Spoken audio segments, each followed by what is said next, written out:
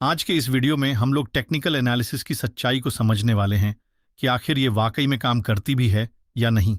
क्योंकि आपने technical analysis की तमाम चीजें सीख ली हैं, जैसे सपोर्ट के पास प्राइस आए तो बाय करना है, रेजिस्टेंस के पास जाए तो सेल करना है, हैमर कैंडल बने तो बाय करना है।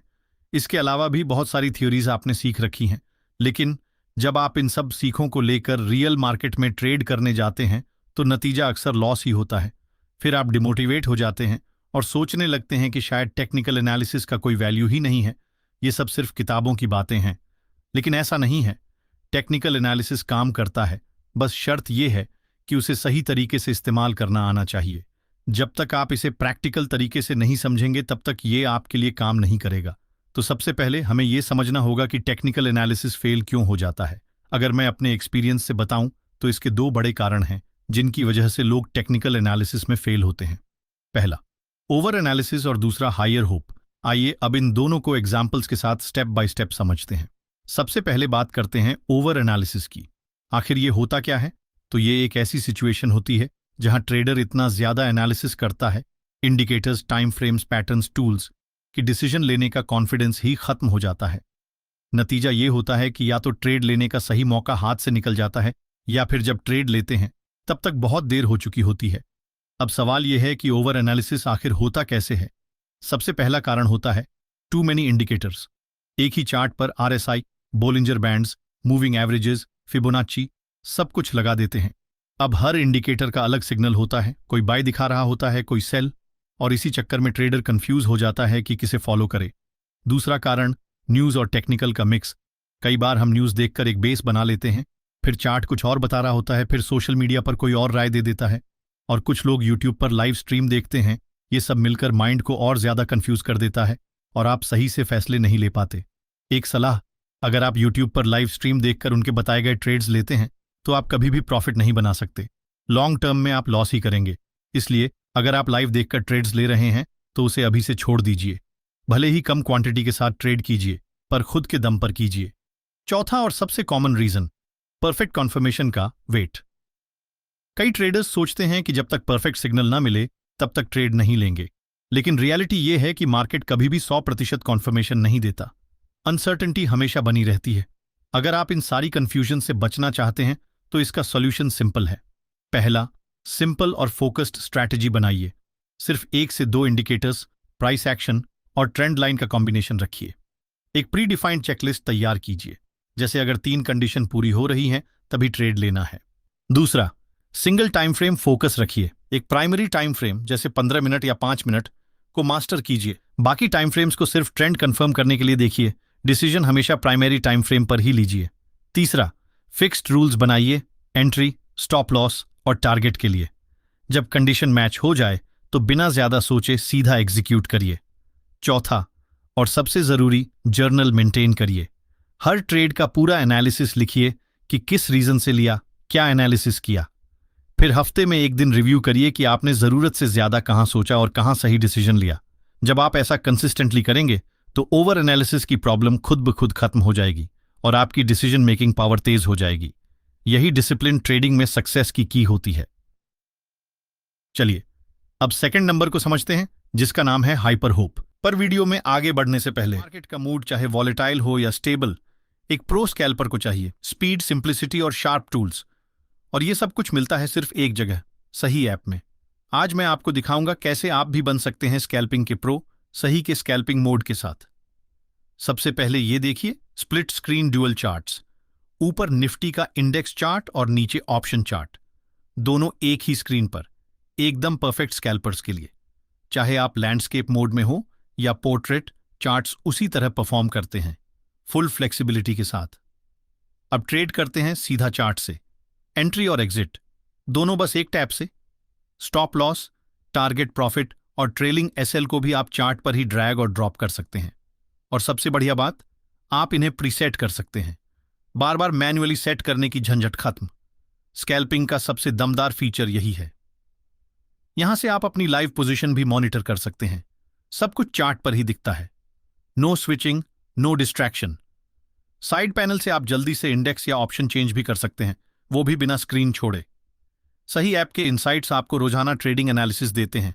क्या हो रहा है मार्केट में, किस पर फोकस करना है, सब कुछ एक नज़र में समझ आ जाता है। स्कैल्पर को चाहिए होता है फास्ट और क्लियर डेटा, और वही यहां मिलता है। आपका होम पेज भी आप अपने ट्रेडिंग स्टाइल के हिसाब से कस्टमाइज कर सकते हैं। एकदम industry first feature. Multiple stock scanners use कीजिए, कस्टम फिल्टर्स लगाइए और सेकंड्स में ट्रेड आइडेंटिफाई कीजिए। चार्ट्स पर आपको मिलता है open interest based support and resistance indicator. Live levels देखिए और तुरंत डिसीजन लीजिए।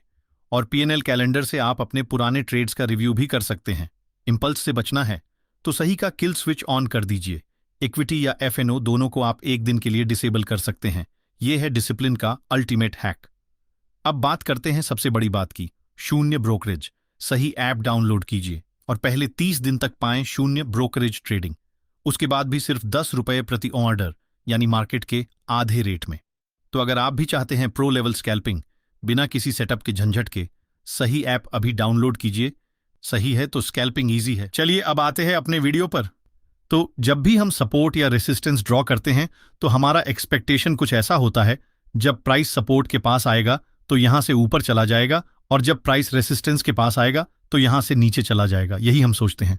और जब प्राइस रेसिस्टेंस के थोड़ा ऊपर जाता है तो हम सोचते हैं ये एक ब्रेकआउट है, अब प्राइस यहां से ऊपर चला जाएगा। पर अगले कुछ सेशंस में प्राइस वापस नीचे आ जाता है, फिर सपोर्ट ब्रेक होता है और हम सोचते हैं प्राइस अब यहां से नीचे चला जाएगा और हम सेल करते हैं, बट फिर से आपका लॉस होता है और प्राइस ऊपर चला जाता है।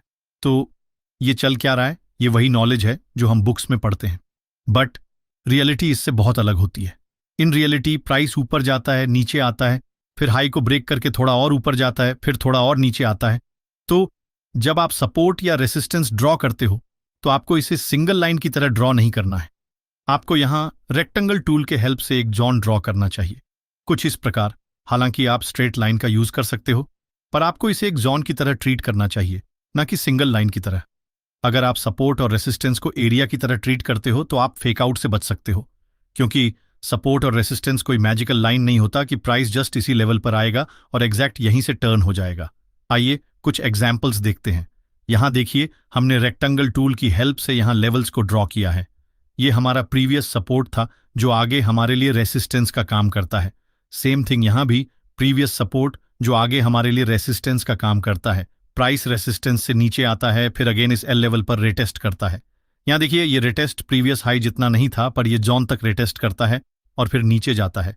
तो ये था reality trade, support and resistance को जोन या एरिया की तरह देखना। नेक्स्ट, अब ट्रेंड लाइन की सच्चाई जानते हैं। जब हम ट्रेंड लाइन के साथ ट्रेड करते हैं तो हमारा एक्सपेक्टेशन कुछ ऐसा होता है। यहां price multiple times trend line के साथ रिएक्ट करता है तो हम सोचते हैं नेक्स्ट टाइम प्राइस एग्जैक्टली इसी ट्रेंड लाइन से नीचे चला जाएगा। बट होता क्या है, आइए देखते हैं। प्राइस ट्रेंड लाइन को ब्रेक करता है और फिर नीचे जाता है। देखिए, जो ट्रेंड लाइन होती है वो भी बिल्कुल सपोर्ट और रेसिस्टेंस की तरह होती है। बस फर्क इतना है कि सपोर्ट और रेसिस्टेंस हम हॉरिजॉन्टल ड्रॉ करते हैं और ट्रेंड लाइन को हम डायगोनल डायरेक्शन में ड्रॉ करते हैं। इसलिए हमें ट्रेंड लाइन को भी एक एरिया या जोन की तरह ट्रीट करना चाहिए। इस केस में हम ट्रेंड लाइन के आसपास कुछ इस प्रकार जोन मार्क कर सकते हैं, और जब प्राइस इस जोन में आए तो हम वहां पोटेंशियल सेलिंग सिग्नल्स के बेस पर ट्रेड ले सकते हैं। अब बात करते हैं ब्रेकआउट की, रियलिटी की। ट्रेडिंग में हमारा एक्सपेक्टेशन होता है कि मार्केट ट्रेंडिंग है। प्राइस प्रीवियस हाई को ब्रेक करता है, फिर रैली करता है, फिर ब्रेक करता है, फिर रैली करता है। ऐसे में जब मार्केट एक हाई को फिर से ब्रेक करता है तो हम सोचते हैं कि अब प्राइस और ऊपर जाएगा, क्योंकि पिछले कुछ ट्रेड्स में ब्रेकआउट के बाद अच्छा प्रॉफिट मिला है। लेकिन होता क्या है, प्राइस ब्रेकआउट करने के कुछ सेशन बाद ही वापस नीचे आ जाता है और ब्रेकआउट फेल हो जाता है। यहां असली सच्चाई यही है कि चाहे कितना भी अच्छा ट्रेडिंग सेटअप हो, चाहे आपके सारे टेक्निकल इंडिकेटर्स अलाइंड हो, मार्केट फिर भी आपके खिलाफ जा सकता है।